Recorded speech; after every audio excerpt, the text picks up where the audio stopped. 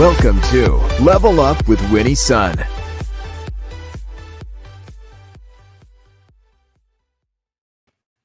Hello. Welcome back. Happy Monday to you. Thanks so much for tuning in today. I hope that you had a nice weekend. If you're joining us on the replay, a big hello to you as well. Thank you so much for tuning in. It's wonderful to have you here with us, and a special welcome, of course, to my friends on Modern Mom. Happy Monday to you as well.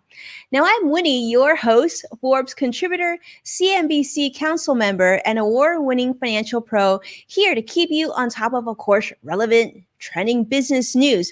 But of course, remember, you're always part of today's discussion. So today's actually a really special show. We're going to get to it in just a moment. As you know, Mondays we try to do Ask Winnie Anything, and many of you have submitted your questions. So we're going to get to your questions. You're definitely going to stay put and stay with us until that part, because there's some really good questions that you sent us this week. Let's start with the market, let you know how it closed. Now, you're going to be probably very happy to hear that we started the week off quite positively today across the board. The Dow closed up 215 points today. The NASDAQ, though, up 227 points for those of you who like the tech-heavy NASDAQ. And the S&P 500 also up 37 points. Now, a lot of good news came over the weekend, specifically today, though, because as you know, the FDA did give its final approval for Pfizer's COVID-19 vaccine. So FDA did grant full approval for this 2-dose Pfizer BioNTech vaccine for COVID-19, and that definitely sent investors sort of optimistic about, the situation. People always like certainty. Investors certainly like certainty, and that's why you're seeing some of that health news trickle down into our financial news.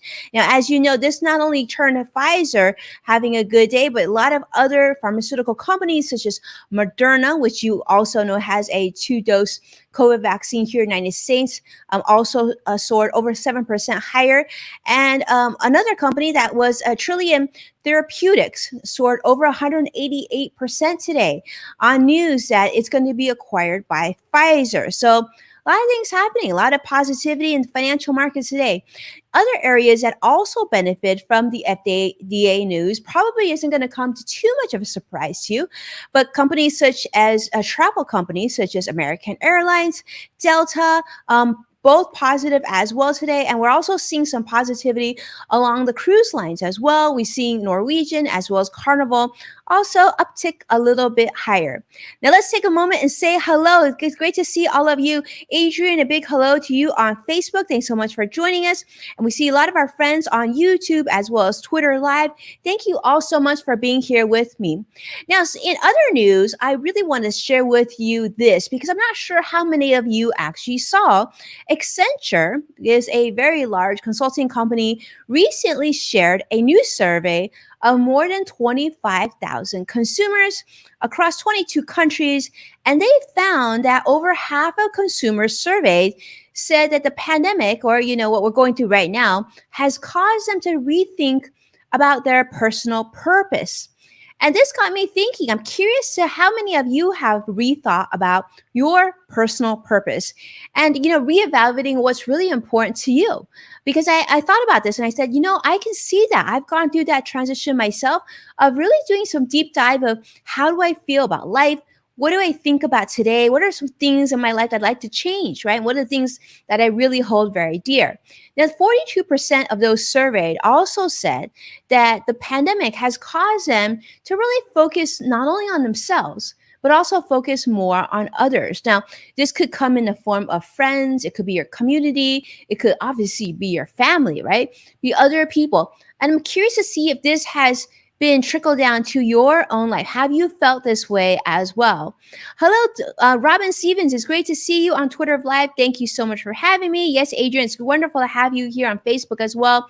We want to hear, this survey was really interesting because I think it relates not only to life, but also I'm curious to see how many of you have changed some of your buying habits according to, how you feel about the pandemic. In fact, they're saying that in this survey, they definitely saw that there was a considerable change in buying habits across 14 industries that they covered. And they're saying that a lot of companies now have an opportunity to change path, change their strategy, maybe their focus, even the way that they market to their consumers today and into the future, because people are feeling a little different. People are feeling like, we really need to focus more so on the greater good, at least about 50% of those surveys. So I'm curious to see how you feel. And of course, they're saying this is all about something called what they're quote unquote calling reimagined life. So I'd like to ask you this question for those of you who are with me today. Has your outlook on caring for others changed? Like, have you found that you're thinking more about the greater good when you're making those buying decisions, right? Are you putting your money where your heart is, or are you still kind of just, seeing how things are going to unfold? Because we're seeing more and more now that the power lies in the consumer. The consumer can dictate a lot of change in society based on their shopping habits, where they spend those dollars and where those very important economic decisions are made. So if you're in this area and you've been thinking about this, well, do know that you're not alone. So I'm just really curious. I think it's really fascinating times, and it's really interesting that Accenture did this survey right about now. Now let's segue to some good news as well. We always like to have some good, especially some good positive financial news.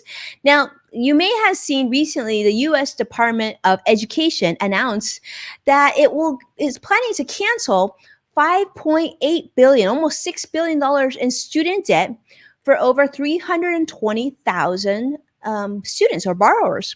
Now, these borrowers are borrowers with severe disabilities of either total or permanent disabilities. And so these students will certainly benefit, but you might be thinking, well, what do they need to do? Is there anything special? They have to fill out certain forms, they have to go on some website. And here's what's good news. And it seems like this is actually going to be pretty straightforward. It's going to be pretty streamlined, because the good news is the Social Security Administration generally has students of disabilities, borrowers of severe disabilities and whatnot. They already have their information. So this actually should be very, very streamlined, and we should have these 320,000 borrowers have their student debt wiped off pretty smoothly. So that's positive news. I was really happy to hear that. Now, if you have someone in your life who has suffered severe disabilities or permanent disabilities and they have student loans, definitely let them know, because I think this is good news. I'm hoping we get the word out on that. But let's segue to why many of you come every Monday, and that is to answer your most pressing questions. Thank you so much for those of you who submitted these questions. Today is AWA, or as we like to call it, Ask Winnie Anything. And we've got some great questions today. And those of you who join me, who usually join me and watch me on national and local news, do know that I'm actually going to be on Good Day LA, Good Day Los Angeles, twice tomorrow morning. So definitely, if you're in the area, or if you're going to jump online, check out Fox 11 News, and hopefully you'll see me on air. And I have a lot of important financial news to share with all of you. So hopefully I'll be able to see you there. All right. So I want to say a quick hello before we jump in. Quick hello to Vicky on Facebook. Thanks so much for joining us. Sadiq on LinkedIn. Thank you everybody for joining in. All right, let's go ahead and start with question 1. Ooh, good questions. Okay, Winnie, I read somewhere that stockpiling cash can be dangerous to my investment portfolio. That doesn't make too much sense to me. Do you still think it's right now with the pandemic? Okay, so great question. I actually read this as well. I think it was trending last week about how stockpiling cash can be dangerous to your investment portfolio. And I thought that was interesting too. It's interesting that you say that. There are reasons why traditionally you would want to hold cash, right? Especially in your emergency fund. It does make a lot of sense to keep it relatively liquid. That's why we sort of call it holding in cash, even though it's probably in an account, maybe your checking or savings account, maybe an investment account, but it's liquid, it's not being invested, and therefore it's kind of like what they call holding stockpiling cash, right? Now, That being said, typically cash right now is in an account that's not generating a tremendous amount of return. Because if you're keeping it safe for liquidity measures, well, checking and savings aren't giving you a big sense of interest right now. In most cases, you're not even getting close to 1% on your money. Now, why is it dangerous? Why is this dangerous? Well, if you have too much cash just sitting around, right? Let's say in your retirement account, maybe monies that you might be saving to buy your first home or your down payment. I mean, if it's a longer term goal, you probably don't want to keep too much in cash beyond your emergency fund. And the reason that is because we know that inflation has been going higher. You heard me talk about this just a few months ago about COVID inflation, how you've been experiencing it now. You've probably been to the supermarket, you probably bought gas, and you've noticed that pricing of goods are certainly going a lot higher. I just had a conversation with my own family this past weekend, like, wow, I can't believe things cost so much more. In fact, one of my clients told me they were looking to buy meat from somewhere they usually buy meat from, and the price of meat actually increased for them like in excess of 80%. It was pretty substantial. And if you think about it, if inflation generally historically averages about 2 to 3%, well, if your money is not earning at least 1%, you're not keeping up with inflation, which means that over time, your money is going to be worth less for you, and you're not going to be able to keep up with your standard of living unless your income also increases, at a sustainable pace as well. So that's what they're really saying. The other thing is, if your time horizon is long, let's say you're investing for retirement and you still have like another 20 plus years, or you're saving for your child's education and still got like another 10 years to go, then in most cases, you don't want to keep too much in cash because you're losing potential opportunity, I should say, be able to invest that money and potentially have greater growth long term. Now, there's always a lot of caveats to that. You want to make sure that how you invest is smart, it's diversified, and ideally you do so with a financial professional to help lead you, give you that experience that you may need. Now, and also the key thing is diversification. And remember, it's important to be mindful of how you feel about risk, because someone might feel perfectly comfortable with market volatility going up and down. Maybe some of you joining me today feel that way, but there's certainly a lot of people that I know that are certainly much more skittish, a little bit more nervous about the market, and therefore you should invest to be mindful of that as well. You probably don't want to take as much risk if you really get nervous about how the market performs. But as we saw on a day like this, a triple positive day in the market today, if your time horizon long, you want to be participating for potential long-term growth. So that's what they're really talking about. Why it's dangerous to have too much of your investment portfolio. I almost think they should re-say that statement. It should always say like, it could be dangerous to have too much, stockpiling too much cash in your retirement portfolio or your education planning for your younger kids. Those are long-term important financial goals. But typically right now, especially going through the pandemic, I do really think the main focus should be on that emergency fund.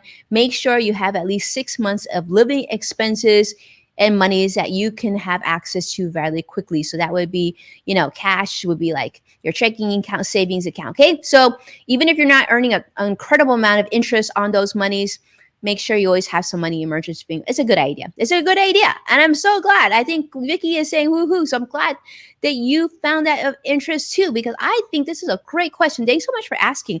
And I'm glad you asked that question because I did see several people talk about that on social media. So it's good that we just discussed this. All right, let's go to question number 2. Thank you so much for submitting. I see we got a whole bunch this week. All right. Thank you. Hey, Winnie, love the show. Thank you so much. I love having you watch the show. Should I pay off my student loan first or set up a Roth IRA and invest? Okay, so great question. Now, this is a great question, and I've been hearing a lot more about this in my own practice as well as on social media. People are saying like, which one goes first? Should I pay off debt or should I hope that my student debt gets, wiped out by the federal government? And should I just set up money because I'm really excited about investing? Which one do I do first? All right.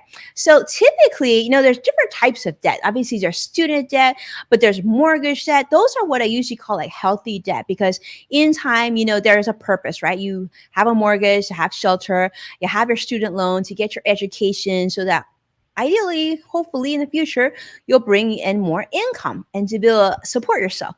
Now, if you were asking me, should you pay off credit cards first or invest Of course, I would say to pay off your credit cards first, because generally, number one, interest rate is typically a lot higher, right?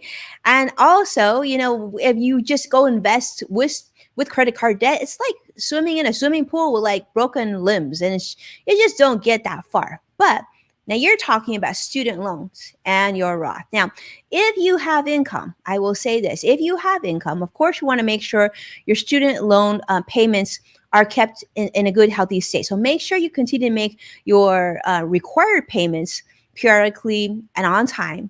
But if you are interested in investing and you have income from this year from your job, I'm okay with you taking that deep dive and also investing into a Roth IRA, because I do think that gives you an experience on how to invest, put together a portfolio, and you're saving money towards a future retirement goal, right? You're not like going out and spending it or taking it to Las Vegas or buying some crazy meme stock that you don't have, you're not diversified. You're telling me you want to set it up for a Roth IRA. Hopefully that also means that you set it up in something diversified, a good quality mutual fund or an exchange traded fund or a portfolio of stocks.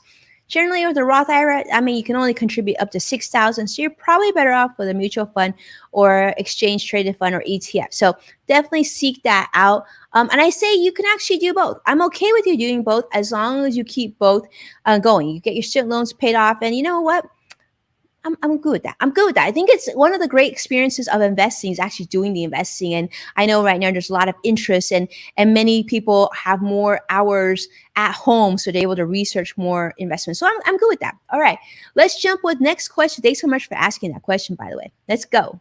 Let's see what we got. All right. All right, my question is, do I put more towards retirement for first or my kids' education account first? All right, so great question. We know both really important goals. We want you to retire on time, but we certainly want to give the kids the option of having some of their education paid down, right? So this is what I would say. Both are equally important. I would like to see you continue to add to your company 401k or 403b if you have that option at work. And certainly I would like you to see you continue to max out to how much the company matches. So if the company matches 4%, then I would love to see you continue to contribute at least 4% of your own money as well. If you can double that to 8%, more power to you. That being said, depending on the age of your kids and depending on how old you are, because I don't know from your question, this is what I would say. Like in my situation, my kids are going to be going to school more quickly than I'll probably be retiring. I mean, I could have retired, but I really love what I do. So I have more time to accumulate monies for retirement. So in that case, the financial goal of my kids' education would come first, and therefore I would try to save more money towards her education as my more pressing goal at the moment. Of course, retirement is still really important, and that's why I still encourage you to at least max out how much your employer will match, and ideally double that if you can. And then, of course, put some money aside for your kids consistently. Now, for the kids, here's my recommendation. I would recommend that you put a consistent monthly amount automatically pulled from your checking account into your kids' education account or college savings account each month. And then when you have, let's say, a bonus come in, or maybe you spent a little less that particular month, if you have a little bit of an extra buffer there, then I would consider adding that to your child's education or splitting it amongst your child's education as well as your retirement account. But of course, this is also assuming that your emergency fund is fully funded. Now, if your emergency fund isn't fully funded, I would, of course, prioritize that over your retirement account as well. Okay. So hopefully that was helpful. That was such a good question. I really appreciate it. I know many people have been asking that question. Now, let me tell you this, for those of you who you didn't get your question answered on the air, don't worry. We're going to continue to do this each and every week as we go through this process together. So definitely keep them coming. You can go ahead and you can jump on whatever social platform you're watching me on currently. Send me a direct message with your question, or you can go to levelupwithwinnie.com, and we have a form right on the website. You can jump in, let us know what your question is, and I just might be able to answer it next week or the week right after. We'll do our best. And of course, this show is as much about you as it is about us. So thank you so much for being here and attending. And of course, sharing is caring. I want to say a special thank you to Vicky and Sadiq and everybody who have been sharing this show actively with their communities. We appreciate that so much. Thank you so much for watching, supporting our program. And as a reminder, you can find full episodes of Level Up with Winnie Sun on NASDAQ, Amazon Fire, and Roku. Be well, and I can't wait to see you again tomorrow. Take care now.